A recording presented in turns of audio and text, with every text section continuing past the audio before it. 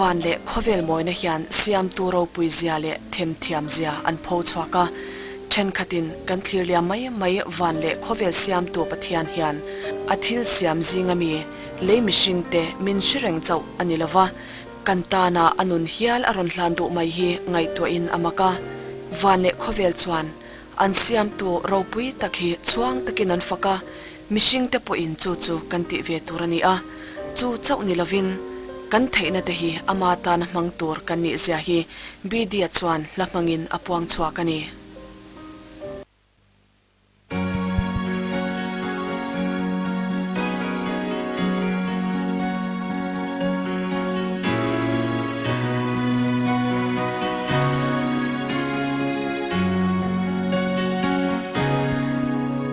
lại là em mô ngô ra ye thiên lai em tu par môi vale trong thiam vale môi tên anh nghĩ xem tu pagi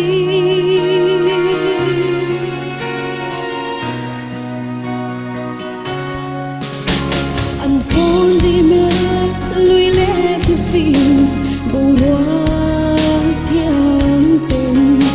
mình ngay đi re iram môi chu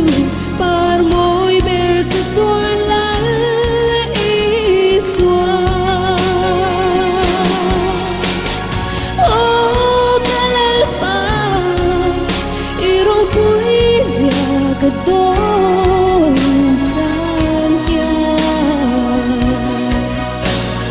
nghe kali a chia đừng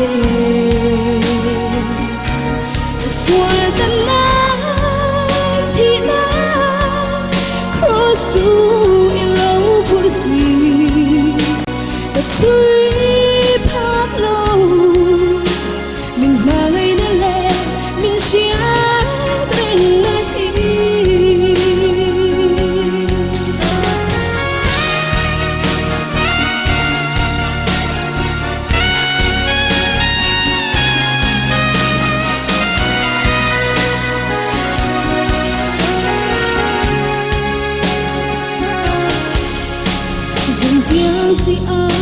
lệ thôn là bụi anh môi nhẹ tùy vin riết lệ không muốn tiếp bồn lal paro bụi zia ăn quang xua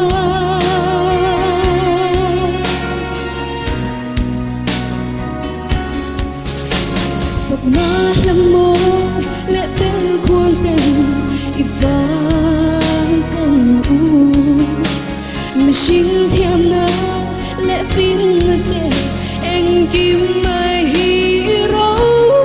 pui na oh kalal pa hi ro pui zia ka don san ya nghe kani a chia đôi